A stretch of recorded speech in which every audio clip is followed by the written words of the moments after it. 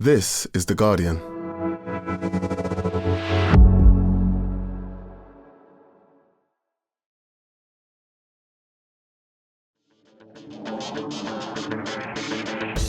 Hello and welcome to The Guardian Football Weekly. City stunned again. Arsenal give us hope of a title race before they inevitably drop points when we least expect it. Miles Lewis-Skelly serves up an ice-cold dish of revenge in the Gunners' 5-1 win. Liverpool's charge continues apace, this time beating a team that is actually good with a minimum of fuss. Collapse of the weekend goes to Brighton as Nottingham Forest swing from a 5-0 defeat to a 7-0 victory at the City ground. Everton score the fourth fastest goal in Premier League history with the purest form in the get-it-launched genre. Tottenham do unspursy things, a win, a clean sheet and a new signing, but normal service resumes at Old Trafford. Manchester United aren't very good, are they, Barry? We'll round up the rest of the weekend's football, have a little bit of transfer chat, have your questions, and that's today's Guardian Football Weekly.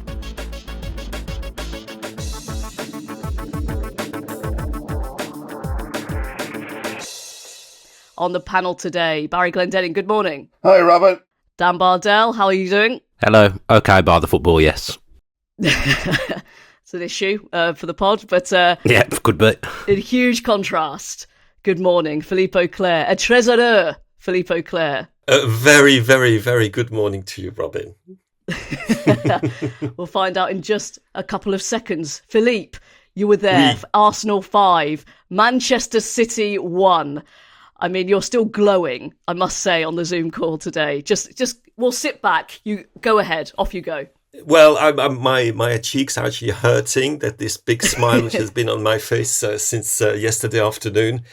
I can't say I was expecting that. I can't say any of us was expecting that. But yes, it's certainly the kind of win that puts a lot of old demons back in their box. It was not as perhaps one-sided as you would think when you see the final scoreline, because to be honest, it's very strange actually, until Manchester City equalised through Haaland, I thought, this could go either way. But after Haaland scored his goal, 1-0 then, it was all Arsenal. And the last 35 minutes of that game, I played in an absolutely extraordinary atmosphere, I have to say, and a very funny atmosphere too. It was completely one-way traffic, and you had a team that suddenly had been stung into acting and not just reacting, and another which totally collapsed. And I wonder if what we should be talking about is Arsenal and Manchester City, because I have to say that from the stands, and I'm sure it was the same when you were looking, on your TV screen, the way that Manchester City played this last half hour was shocking. And actually, I would use this word, shameful. And it's funny, I was talking to a French friend this morning about it who watched the game, and he said, you know what? It's exactly what happened against PSG in the Champions League. Once they were under the cosh, Manchester City, the body language of the players was appalling. Nobody seemed to want the ball. Nobody seemed to know what to do with it. They were standing there statuesque. And it was therefore, I wouldn't say easy. Yeah, but it was actually easy for Arsenal to look absolutely magnificent. And they were magnificent with quite a batch of really superb performances. And what will have pleased, I think, most people is that two of the very best performances were the cameo by Ethan Nwaneri, which was just scintillating. More touches of the ball in a few minutes than Erling Haaland in the whole game. Looking so, almost Jude Bellingham-esque in his mastery of the ball. This kind of, this impression that he gives of how he has this aura, and then scoring what is going to has already become his trademark goal, which good luck to stop that, guys. And young Miles Skelly, who certainly is now, people would probably be quite happy to have a giant portrait of Miles Skelly in that pose, please. Just outside the Emirates. He was absolutely magnificent. And to have two very young players, teenagers, are doing so well against a team that really was synonymous with suffering for Arsenal fans for a long time. And to see two boys who have been with Arsenal for so long making it through the academy, to be added to Bukayo Saka, and let's not forget him, Emil Smith-Rowe, even if he's gone. That says that it tells you that the club is in a very, very good place when it comes to that, producing young players of really terrific talent and knowing how to nurture them. So well done, Per Mertesacker. So No, it was quite extraordinary. It was extremely enjoyable. I do apologise for rubbing more salt, but to be honest, doing the Poznan in the stands was great. The songs that cannot be repeated were great because they were totally off the cuff, and it's this weird phenomenon you have, which happens when a crowd is at one with its team, and then suddenly somebody starts singing something very silly or very funny and quite rude, and everybody starts singing it as well. And it's a completely unplanned, off-the-cuff moment, and it's beautiful. And then you had the celebration, and you had all the rest. It was absolutely, it was just a joy to be there if you were an Arsenal supporter. And I'd love to know what genuine neutrals, as you are, and Dan is, and Barry is, did think of it. Because, for us it was pure joy, but for Manchester City, to be honest, what next? Real Madrid? Good luck, guys. Well, I saw a stat saying that Manchester City didn't actually have a shot after Erling Haaland equalised, which is absolutely, it's almost unbelievable. But Barry, you said, and Mark said, and also Lars said on the previous pod, they got through in the Champions League, but they're not quite fixed yet. And I think they proved that, didn't they? It's still remarkable what we're seeing, though, isn't it? Yeah, Lars was convinced Arsenal would win this game really easily, and I wasn't. I didn't necessarily agree with them, and I thought they might even lose. To answer Philippe's question, I thoroughly enjoyed this game. I found the Gabriel screaming in Erling Haaland's face very funny. I found the Miles Lewis-Skelly goal celebration, the meditative pose, obviously ripping the piss out of Erling Haaland. I thought that was hilarious. Stadium DJ playing Humble by Kendrick Lamar afterwards. Just chef's kiss. And it's great to see that needle developing between these two clubs. Now, obviously, if it comes to getting your medals out and comparing and contrasting, City are still miles ahead. But yesterday was undeniably Arsenal's day. And I think City were kind of lucky they didn't lose by a lot more, because Arsenal got gifted that early opener. Then they missed a couple of good chances, and they sort of let the game drift for an hour, and it looked like it might get away from them. The City had chances of their own, and then Haaland scored the goal. It was like he'd flicked a switch in the Arsenal dugout, and they just ran amok after that. Declan Rice, who I'm predisposed to dislike because of his treachery, was outstanding yesterday, I thought. He's not, he blows hot and cold, I think, for Arsenal, but he was brilliant yesterday. The two kids are obviously sort of the story of Arsenal's season, and I was really pleased to see Kai Havertz get his goal after that awful miss in the first half. So, I really enjoyed this. And I think we all like seeing Manchester City suffer. The only thing I'd say is, while Arsenal fans are obviously delighted and every right to be, lots of teams have beaten City this season, and they've collapsed against lots of teams this season. So it's not, it's not like they've toppled this winning machine. A lot of other teams have done it too. That is very true. Although, Dan, I think that the big thing is, as we've all mentioned, Philippe and Barry there, they were given so much ammunition, these Arsenal fans, the stay humble, the who the F are you to Miles Lewis-Skelly, they all just came firing back at them. As a fan, that is it's just too delicious, isn't it, to be able to do that? Yeah, it felt like there was a lot of separate stories going on during that game, but the fall off from Manchester City, I say it every time I come on, I've given up with saying that they'll turn the corner now, because it doesn't look like they will. They can't run backwards, and they don't seem very good at running forwards nowadays either. Everything's so slow and ponderous in the build-up, and Ortega in goal, I felt like he just gave up towards the end, couldn't be bothered to dive anymore. And I just think at Manchester City, there's too many problems going on at the moment. Goalkeeper being one of them. There's the inconsistency of selection. Seems to be a different goalkeeper in goal every week. Pep seems to be persisting with Matheus Nunes at right back, which I don't understand at all, because he isn't a right back. I know everyone likes their right backs to step into midfield nowadays, and that's obviously what Nunes would be good at. But Rico Lewis is good at that, and you kind of felt when Kyle Walker was kind of cast aside just before he left, and now he's gone, that Rico Lewis would come in and make that place his own. He just sits on the bench every week, and Manchester City have conceded more goals than Manchester United this season now, and we all know how low Manchester United are languishing. So there's just so much wrong with City, but away from them, Arsenal, so much right with them. I can't really expand much more greatly on what Barry and Philippe have said. They were just sensational yesterday and really took advantage of Manchester City's deficiencies.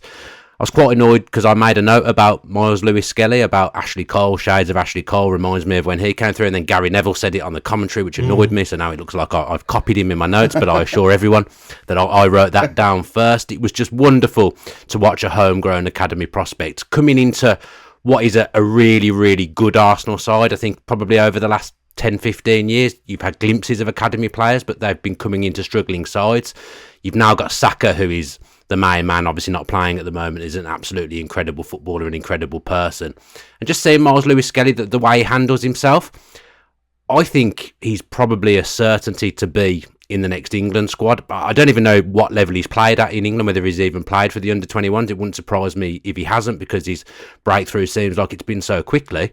But right now, it feels like he is the best English left-back in the Premier League. So when Thomas Tuchel names his first squad, at the moment, I think he's going to be there. I think you might be right. You know, we're not blessed with a lot of left-backs, unless Thomas Tuchel tried to persuade Kieran Trippier out of retirement in an ode to Gareth Southgate. I'm not sure that's going to happen, though.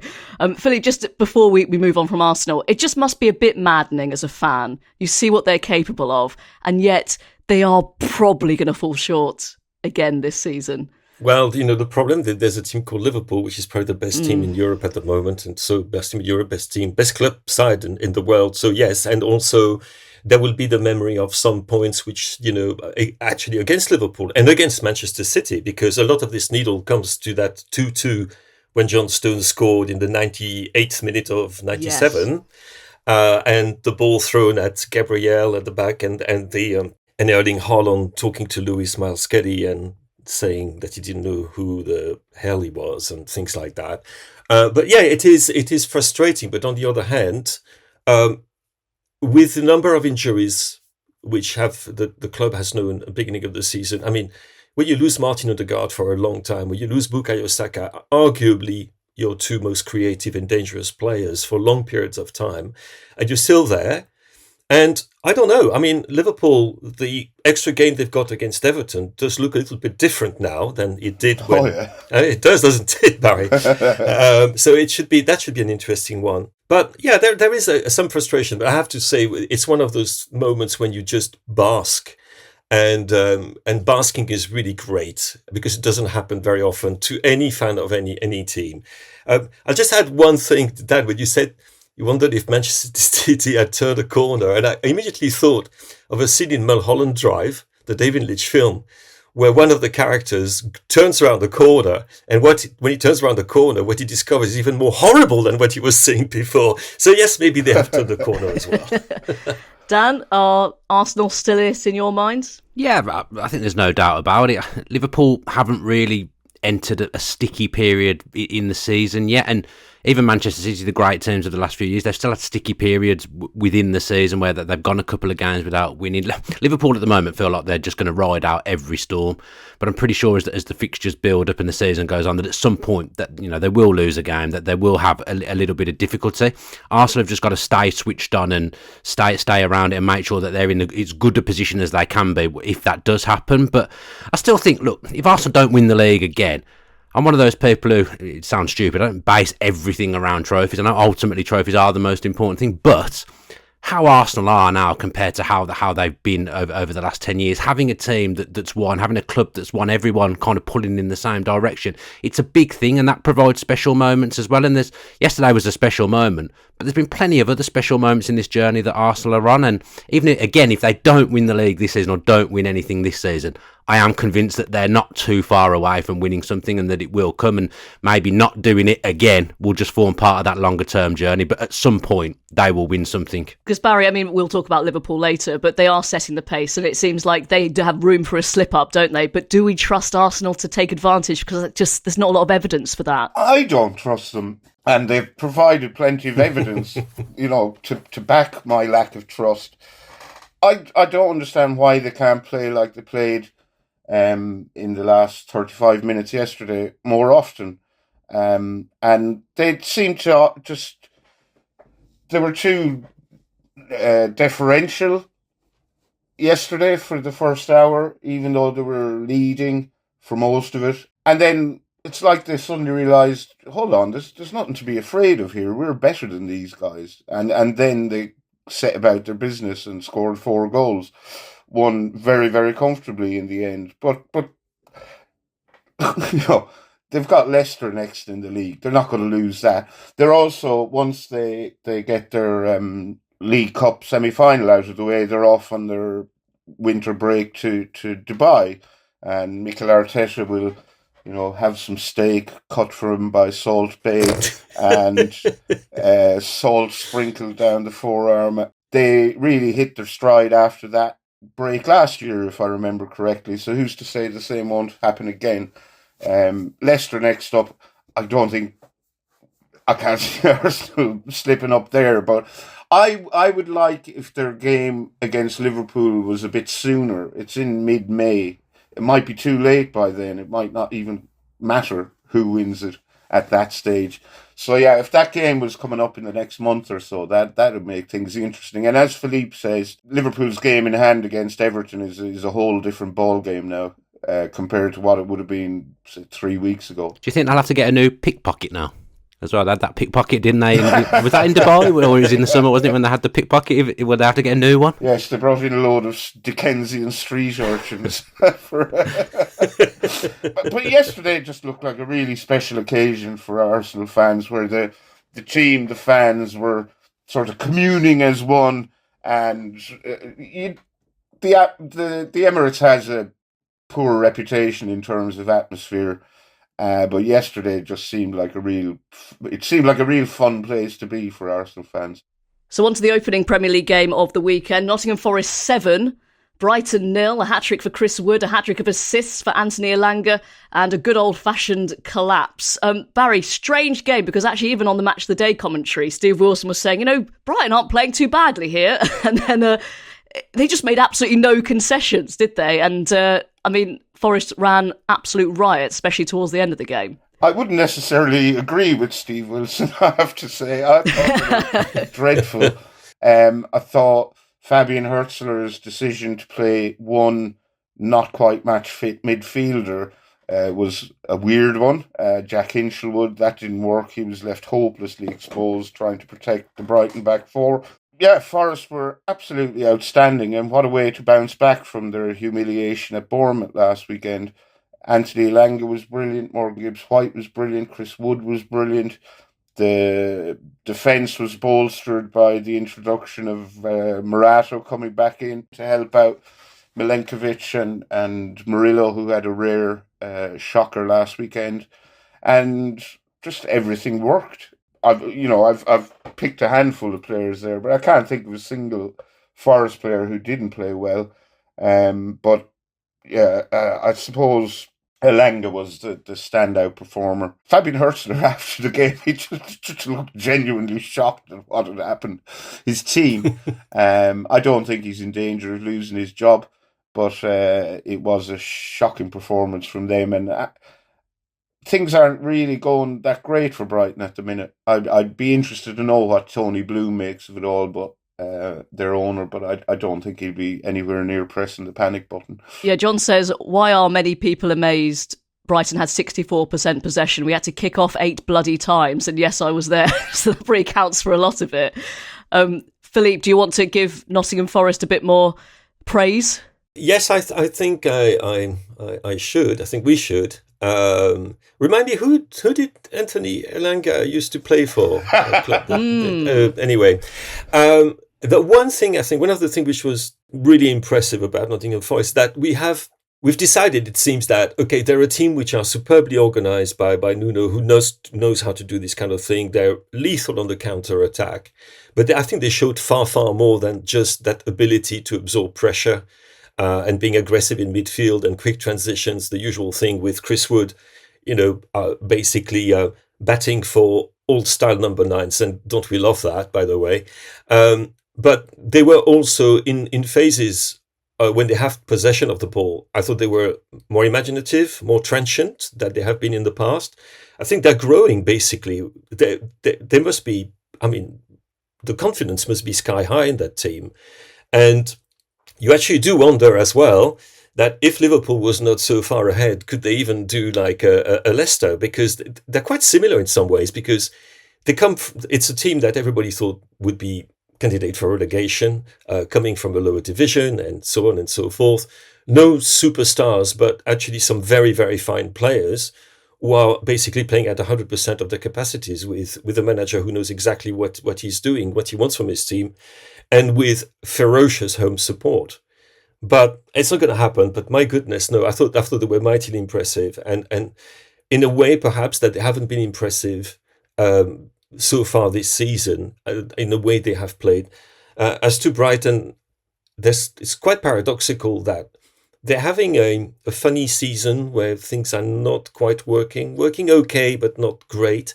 But this follows their biggest recruitment, I think, of all time. They spent an absolute fortune in new players. They spent well over 100 million net on new players. And now against Forest, they registered their heaviest defeat in 67 years, which is, quite a record. And they don't seem to have done that jump forward that you would have expected from such ambitious recruitment. But, maybe just a little period of turbulence rather than a crisis. 2 wins in the last 12 for Brighton, a lot of draws in there. It is interesting, isn't it, how we view Brighton, Dan? Because I think probably expectations have risen because of the last few seasons. So it's just an interesting one, isn't it? Like, where do we place them in the division? Yeah, this is quite reminiscent of last season, and maybe not the season before that, but the season before that, where Brighton get off to a good start and everyone talks about how well they've done, everyone raves about the manager, and then they do kind of fall away. I feel like this is what happened last season under De Zerbi. Obviously, last season they were battling having European football and Premier League and trying to manage that. But as Philippe says, off the back of the recruitment drive and how much money that they've spent, you look at them and you look at the array of attacking players they've got, and you think, that's a team that's going to score lots of goals. But they've just gone to Forest and not scored. I was alarmed by the team selection when I saw it before the game, and like Barry, I think we've seen false nines, inverted fullbacks, but having a complete false midfield is a new one for me. How you expect Not sure that'll catch on. No, how you can expect to win a game with one midfielder and 5 forward players? I just didn't understand it at all, and Forest took pure advantage of that. I don't know whether there's an element of too much rotation at Brighton. Maybe they've almost got too many players and he's trying to fit them in and he's trying to work out what his best 11 is on the fly. But I don't think we've just heard they haven't lost by that margin for a long time. So seeing that now off the back of what they've done, it must concern people at Brighton a little bit. And I guess Forest responded last week from getting absolutely pummeled to Brighton now to respond next time they're in action. That'll do for part 1. In part 2, we will do the rest of the Premier League, starting at Old Trafford.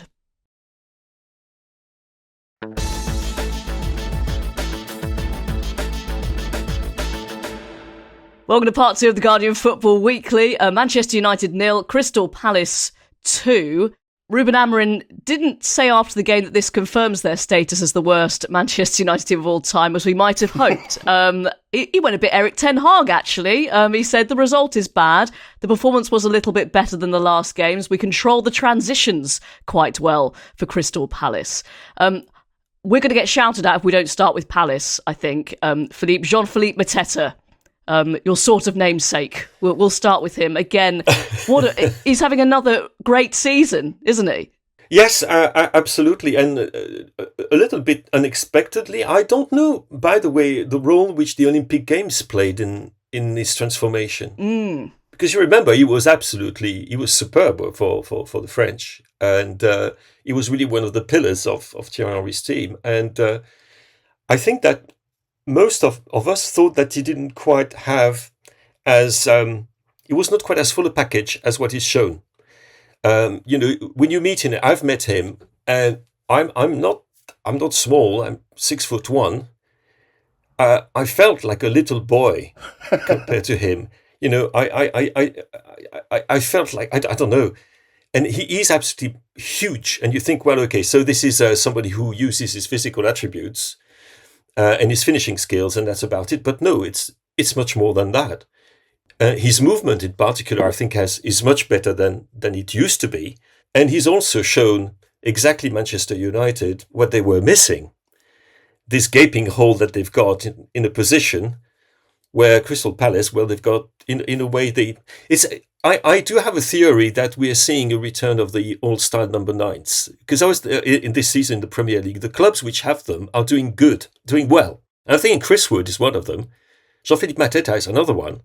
And you could actually go around the teams which actually are doing, Brian Bomo, when things are going well at Brentford, is absolutely magnificent as well. And you could carry on. And I wouldn't say Mateta is quite up where Bomo is, because Bomo is absolutely magnificent.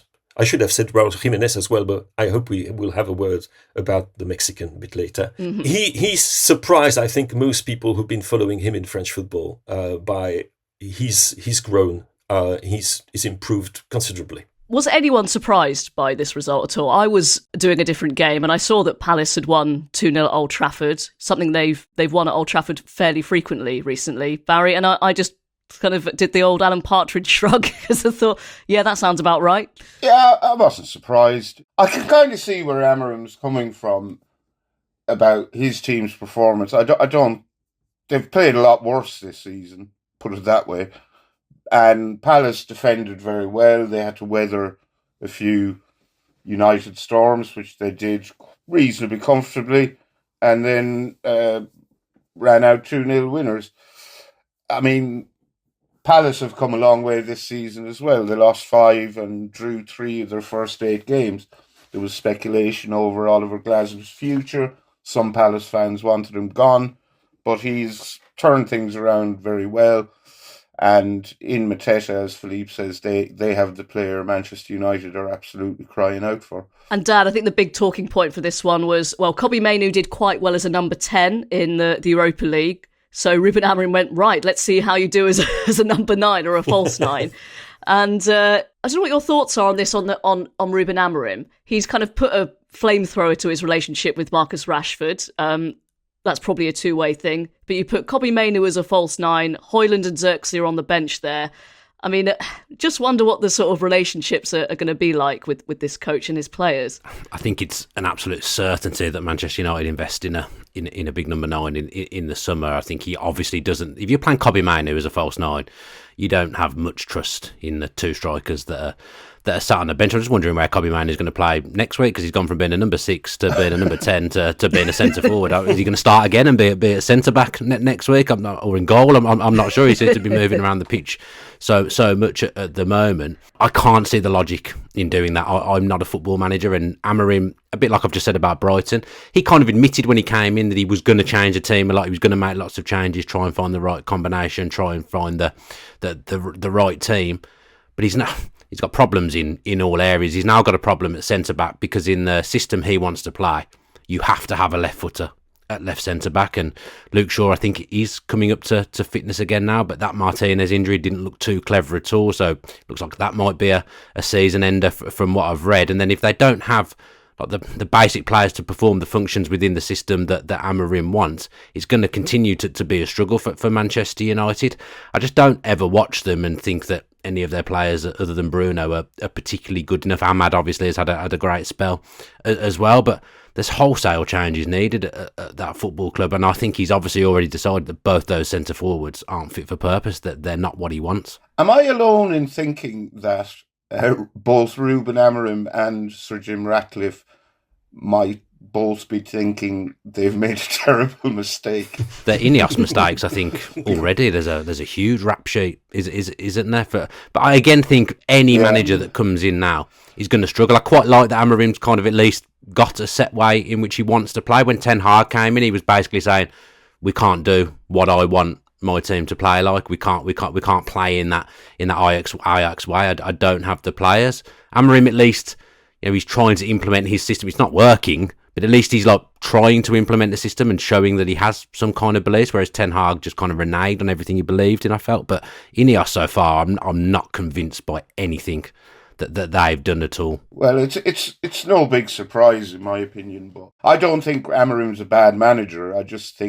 I suspect Ratcliffe is not happy with some of the things he's come out and said, and probably isn't happy with the manner in which he's cast Rashford out into the Villa wilderness, sending him out on loan to a better team who are in the Champions League and have a manager certainly with more pedigree. So yeah, I suspect Ratcliffe might be thinking, what have we done here? And vice versa.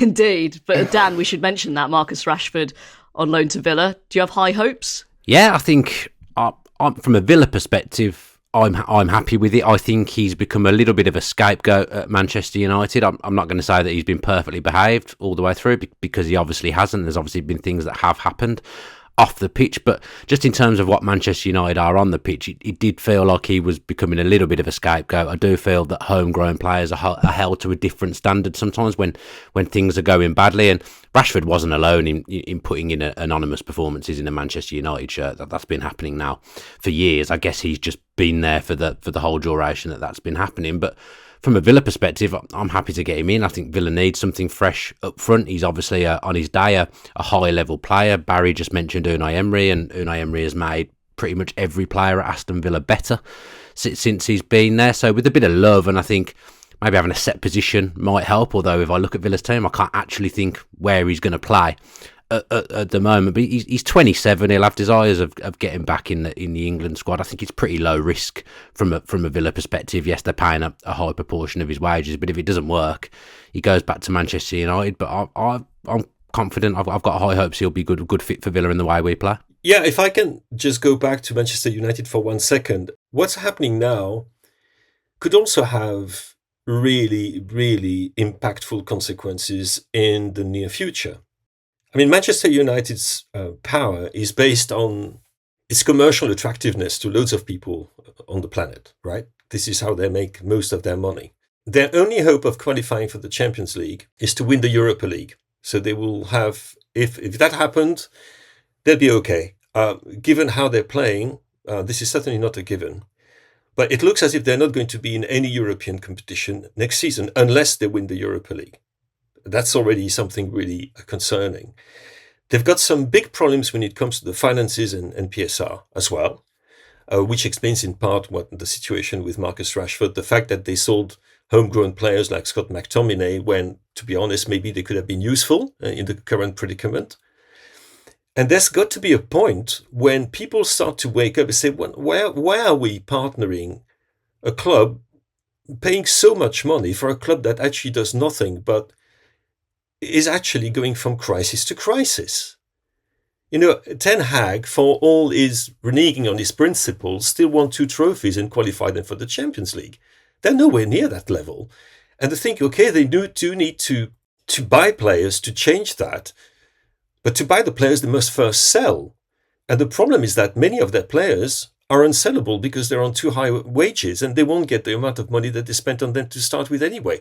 So I'm thinking that when we talk about the difficulties that Manchester United have on the pitch and that we can see, you know, from week to week, we have to think as well of what is going to happen at some point. It's bound to happen off the pitch as well and have an impact on the financial stature of this club, which is still one of the biggest clubs in the world. If you look at the Deloitte, money list, they're still there. But for how long is my question? A quick mention for Anthony, who got man of the match on his Real Betis debut. Early days, but might just be added to the very long list that's growing of players thriving after leaving Manchester United. Is that one more man of the match than he got at Manchester United? I mean, it was barely in a match, was it? Manchester United. That's true. Bournemouth 0, Liverpool 2. Barry, it doesn't really tell the whole story, does it, this result, but ultimately another Liverpool win. Yeah, I thought Bournemouth played well in this game and were maybe a little bit unlucky. They went into it unbeaten in 11. Liverpool went in unbeaten in 18. I think Alexis McAllister was quite lucky not to be sent off. Agreed. I think Bournemouth were quite lucky not to get a penalty when Trent Alexander-Arnold handled a Utara cross into the box quite blatantly, I thought, and wasn't given. And Bournemouth had several good chances, but this was always going to be I know it was likely to be a stern test for Liverpool, so it proved, and once again, they passed. Alisson had to make some very good saves, so I'd say Liverpool went home thinking they'd probably dodged a few bullets in this one. It could have dropped points on another day very easily. Could have lost on another day. So I watched 90 minutes of this game back yesterday, and Bournemouth started that game really with some vigour and some pace, and Liverpool were quite fortunate not to go behind. They kind of survived an iffy start. I felt the game hinged on that Kluivert mischance at 1-0. Everything Kluivert has hit in recent weeks has gone in, and then probably one of the most simplest chances he's had all season. He's managed to put it wide. I think the game did hinge on that. If Bournemouth had equalised, you do think maybe Liverpool might have sat back a little bit and Bournemouth might have just played the way that they play and gone at Liverpool and maybe gone on to win the game. But Liverpool just keep winning. They keep keeping clean sheets. The attackers keep scoring. And when I was watching the game back yesterday, I felt that I mean this in the most respectful way possible. What they're doing is quite basic. The defenders defend by and large. The goalkeeper keeps the ball out of the net. The midfield do a bit of both in terms of going forward and defending. And all the goals basically come from the attacking players. Whoever's in that front three. Gakpo scored a lot of goals. Obviously, Darwin scored a couple when he came on a few weeks ago. Salah does what Salah does, but it's the attack that are scoring the goals every week, and that's 21 now for Salah, I think it is this season. And the second goal is just a joke. It's so nonchalant. The way he just does that stuff off the cuff. He's just a sensational footballer, one of the best the Premier League has ever seen. So when I say Liverpool are basic, I mean that very, very respectfully, but they're very good at being basic, and that's why they're top of the league. I think that's essentially what Jonathan Wilson said in his piece, actually. Sort of efficient, not very flamboyant, and they're just getting the job done. I mean, Philippe, it just seems like this is one of the most serene title charges ever. Where's the jeopardy going to come? Is it going to come? The jeopardy, if there is jeopardy, will come with the end of this incredible lucky phase where they haven't had a single injury. Liverpool are the one team competing for the title this season who have not had to deal with serious injuries to absolute key players. They might have missed one game, might miss 2 games and so forth, but they've got a terrific squad, which by the way was not absolutely obvious when we saw them not buying anybody last summer, a masterstroke. But if they do have problems like a long suspension or an injury or something like that, I don't wish it on them, but very often the luck goes with the champions, and luck with injuries is an essential part of it. And I think they're doing absolutely the most of it. I mean, Joe Gomez and Federico Chiesa were not even in the squad traveling because there was no need for them to travel there. And the other thing is that I think that even if Kluivert had scored that goal, or if a penalty had been given and scored, the one thing that this team exudes is serenity. And that whatever is thrown at them, they don't overreact. They have a very mature way of getting their game back together and then go back into the game and ultimately win it. There is this feeling of, it's almost like fate accompli. Mm-hmm. That they are going to prevail in the end, whatever the circumstances they have to deal with. And that is probably the most impressive thing of the many impressive things that Arne Slot has done, is to convey and communicate this calm that he has to his players. And especially, we've said that again, but we've said that before, but let's say it again, with 3 of his biggest players who are in the last few months of their contracts. That's pretty amazing. Very unusual, that, isn't it? Usually there'd be, all sorts going on, behind the scenes and briefing of press and all that stuff. It seems to be, final year of contract, Alexander-Arnold, Van Dijk and Mo Salah are kind of playing their best football. It's, ridiculous. Brentford 0, Spurs 2. It's ruined our fun, hasn't it, Barry Ange Postecoglou chat? It's going to be the minimum. But just what they needed. Needed a boring sort of 2-0 win, and they got it. And it's a very good win, actually, because Brentford are very good at home. Yeah, I mean, we've sort of established... I hadn't noticed at the time, and Lars pointed out when that a lot of the fact that their home record was so good is because they were playing pretty bang average teams at home and they hadn't hosted any of the big boys. I be honest, I thought they'd probably win this game, and they weren't terrible in it. I thought they played quite well, but it was a very unspursy performance from Spurs, and they defended diligently. They got their 2 goals.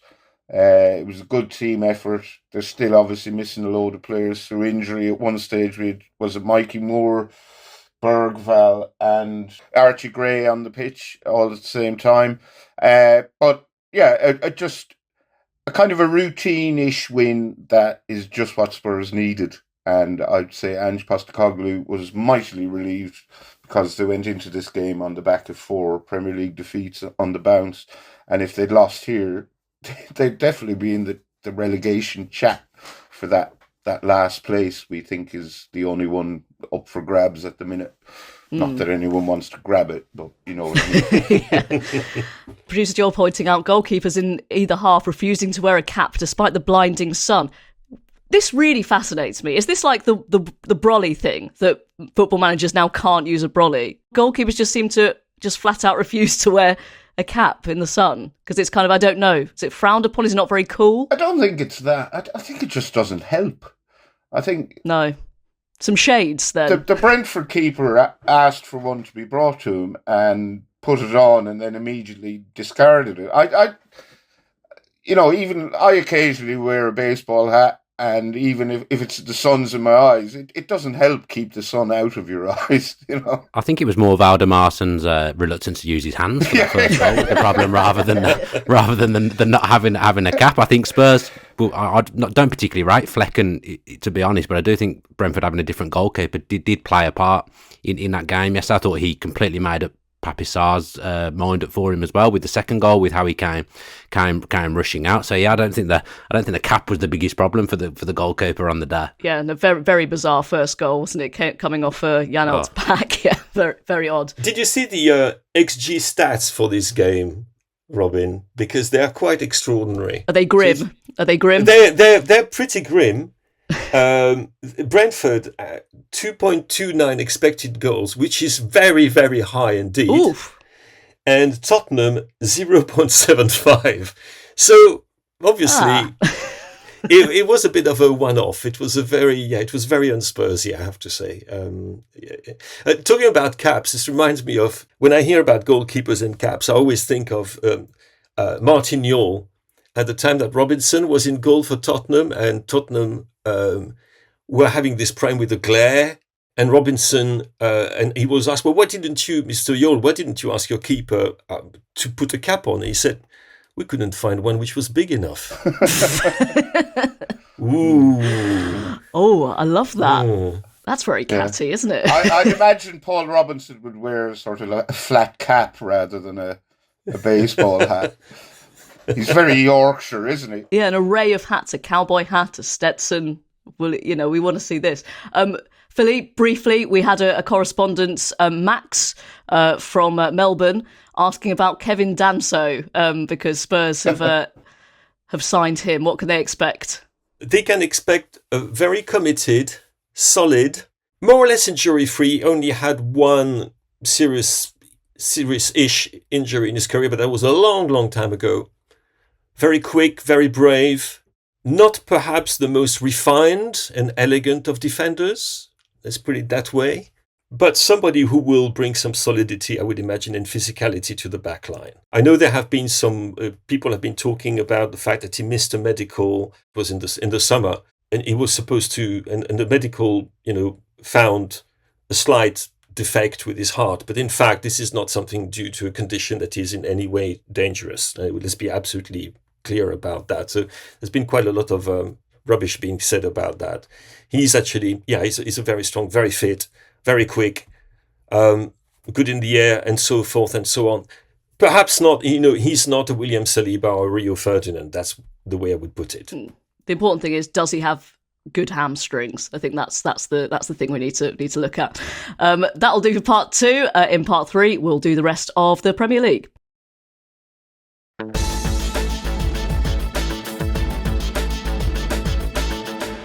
Welcome back to part 3 of the Guardian Football Weekly. Pricey says, are Everton actually out of the relegation battle and therefore into the lower levels of mid-table mediocrity? He also asked, what's the best thing you've done in 10.18 seconds? I think we'll leave that there. 4-0, they beat Leicester. I loved the thought of John Brewin just slamming down his laptop, saying football's been completed. Jordan Pickford getting it launched, and then Decore. This was magnificent, wasn't it, Barry?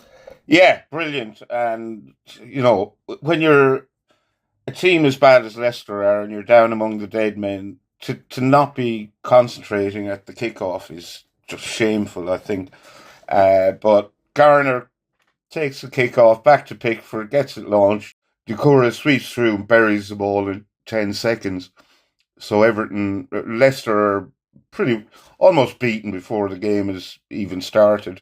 Everton second and third, brilliant passes from Tarkowski first, and then Garner. Beto with 2 finishes. You wouldn't Beto on him scoring either, but he finished both with aplomb. And he's a player who was only picked because David Moyes had nobody else. But he's, that's going to have boosted his confidence no end. Will it make a difference now? Will Everton try and sign a striker today? Maybe they don't need one if Beto's finally got his act together. And just my abiding memory of this game, I think, will be Yannick Vestergaard and Wout Faes just sprinting back towards their own goal in a mad panic while yet another Everton player just zooms between them and bears down on the Leicester penalty area. So we've already said this game in hand Liverpool has taken on a whole new complexion with the arrival of David Moyes at Everton. 3 wins in a row, absolutely brilliant for them. We should mention the others in the list. So that was the 4th fastest goal in Premier League history. Shane Long, Philippe Billing and Ledley King are the only players with faster goals. So what incredible company to be in, Abdoulaye Decore. I mean, David Moyes now has as many wins just over a fortnight as Sean Dyche managed in the whole season. I mean, has he done anything in particular, Dan, would you say? Or is this kind of a vibes thing? Really difficult question. I mean, they looked pretty free-flowing at the weekend. I haven't seen them look free-flowing for a long time. I think he's probably just injected some confidence into the players. He's a good manager, David Moyes. I've always thought he was a good manager, and him going back to Everton, I thought at the time that's the best appointment they could make at this time because they won't go down. And you just watch Enjoy play. And last time I was on with Philippe, he was waxing lyrical about Enjoy. Watching him, it almost feels like Everton had that kind of player when Moyes was there last time. They'd always have that really good attacking wide player, and watching him play, and he was kind of getting lost in the way Everton were playing because he's such an effective, such a talented player. Moyes has kind of took the shackles off him. He's able to get more involved in the game, and as Barry says, if you're coming in and you're getting better scoring too, you're obviously doing something very, very well at the moment. And his record since he's come in, he deserves a lot of credit for that because it actually can't have been easy to come in and actually inject some confidence into those players. But shy of that, I don't know. I wish I did know. Everton is a team that also feeds a lot off its own crowd.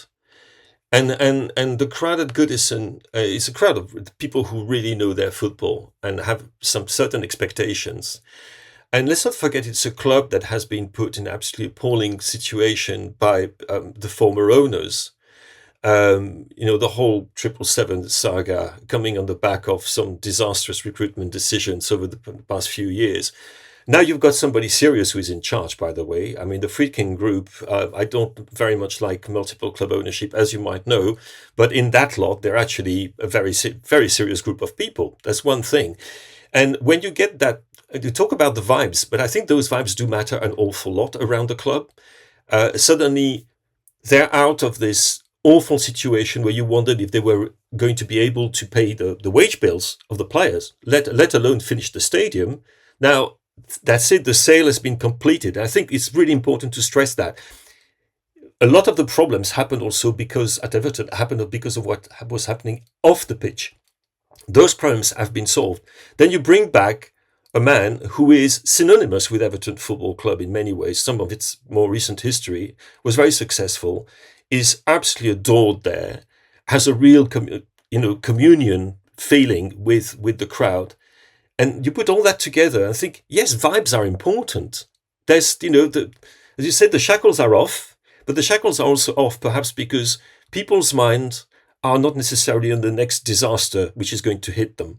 And that makes a big difference to Everton Football Club. They're 9 points clear now of the relegation zone. I think we can mark them as safe. Wolves 2, Aston Villa 0.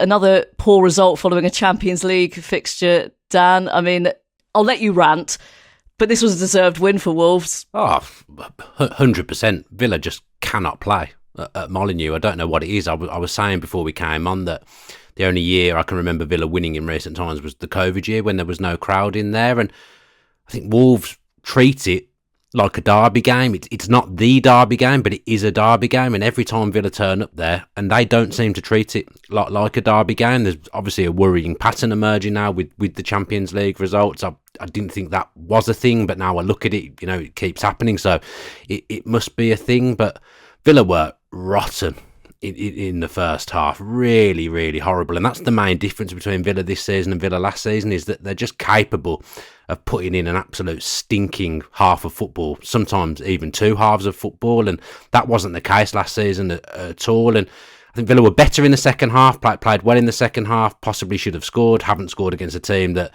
have conceded 52 goals this season, which is a little bit worrying.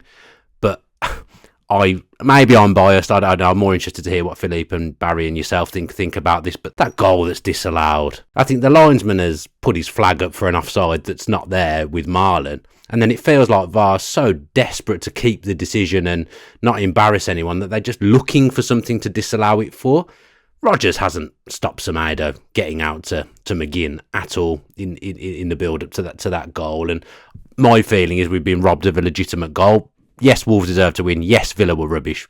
But the game changes if that goes to 1-1, in my opinion. I don't know what you lot think about that VAR decision, though. I don't really know why it was disallowed. I watched this game. I've re-watched the alleged infringement, and I'm not quite sure why it was disallowed. But I don't think Villa deserved anything from this game, whatever the rights and wrongs of that decision. If Gonçalo Guedes had his shooting boots on, they'd have been out of sight by half-time, Wolves, and I thought it was a good performance from them. Someone actually mailed me, I was doing the minute-by-minute report, someone mailed me to say Vitor Pereira is an absolute, and I checked, he's right, dead ringer for Eli Wallach's character in The Good, the Bad and the Ugly. I don't know if you've seen it, but absolute ringer. It's worth Googling. Oh, will do. I mean, Dan, full empathy and sympathy for the disallowed goal. I'm like Barry, I still don't have any clue as to why it was disallowed when there have been as well, this infuriating thing, there have been goals being allowed to stand this season where there were far, far more blatant interferences with play. I mean, far, far more blatant, like players almost in the line of vision of the keeper, like 2 yards in front of them. It's just ridiculous.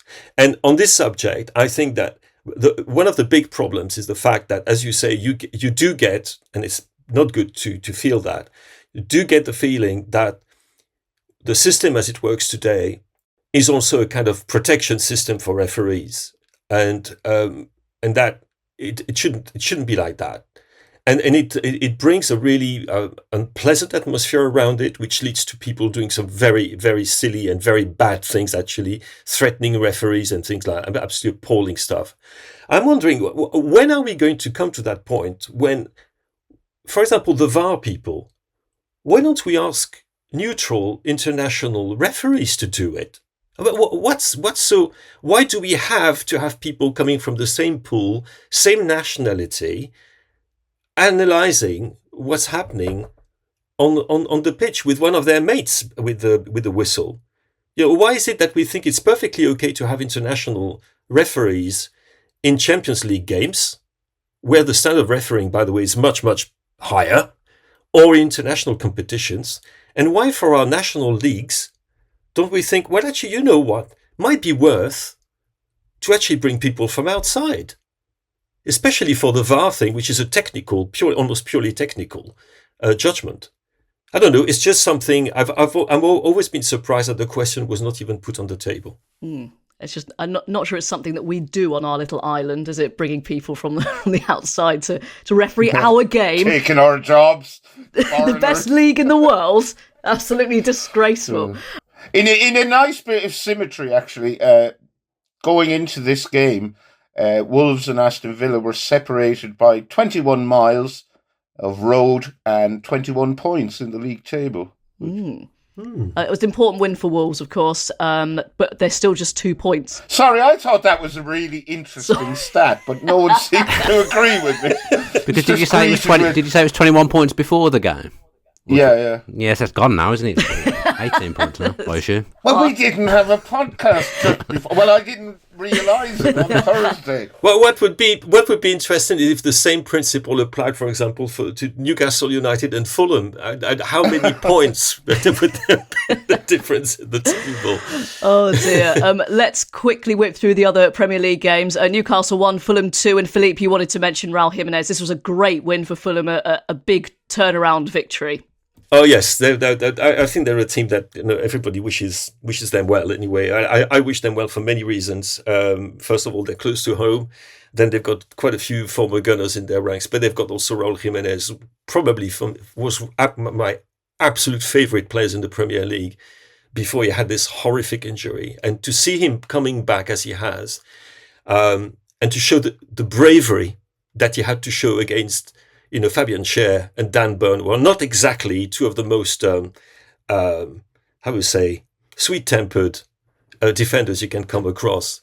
And to see the bravery of that man and the fact that he's back among the goals, reminding us of what an absolutely extraordinary centre forward he could have been. Maybe I'm just the single member of his fan club, but the Raul Jimenez I remember from his heyday was an absolute joy of a number 9 who could do absolutely everything and was also supremely elegant, a very rare quality amongst the people who have this position.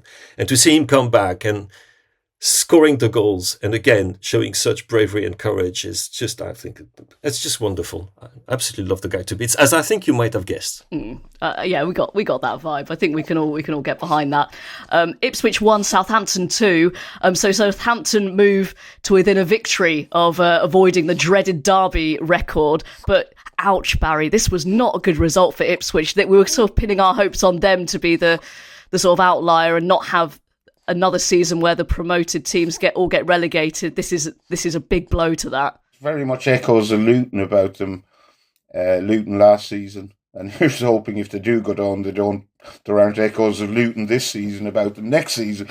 But sorry, I digress. Terrible result for Ipswich. I did not see this coming at all because I think Southampton are definitely among the worst 3 teams I have ever seen in the Premier League or in the top flight. In all the years I've been watching football. This was a terrible performance from them. I suppose Southampton, they're going to get the odd good result here, and they did show signs of life in that game against Manchester United that they went on to lose. But I suspect it will be too little too late for them. A quick stat for you. Liam Delap obviously scored in that game, taking his tally to 9 Premier League goals for the season. He's now beating his dad's best ever Premier League goal tally in a season in 99-2000. Rory Delap got 8 goals for Derby. Yeah, but how far can he throw a ball? Not as far as his dad. Yeah. And that's what everyone cares about. Can he throw a ball over a pub? That's the question. Yeah, that's a feature we need. His dad slapping him down saying, "Listen, son, I had my own towel and everything at Stoke City." Chelsea play West Ham United tonight. We'll cover that on Thursday pod if it's particularly noteworthy. A quick any other business. Oscar has written to us, says, hello and congratulations to the expanding Rushden clan. For the sake of my reputation, I would like it placed on record that the Alsatian Oscar, the one from Alsace, wanging on about natural wine on Thursday's pod is not the same Oscar as me, the one who shamelessly self-promoted his detective novel last year. As it happens, the sequel's just come out. It's called Hell's Hound. There's still an ego-driven minor character called Wilson, along with a series of West Ham-based deductions and a couple who fall for each other over their mutual love of Bukayo Saka. Also, people drink wine, but it's normal wine. Much love, Oscar Jensen. Barry, that is Jonathan Wilson levels of shameless self-promotion. Yeah, when he talked about Oscar the Alsatian, I was I had an image of a dog in my head. I was no idea what the hell was going on. But yes, good luck with the book, Oscar, the non-Alsatian and non-dog. Episodes on Thursday and Friday this week to cover the League Cup semi-finals. Until then, my thanks to Barry. Thank you so much, Barry. Thanks, Robyn. Thank you, Philippe. Thank you, Robyn. And thank you, Dan. Thank you very much. Football Weekly is produced by Joel Grove and our executive producer is Daniel Stevens.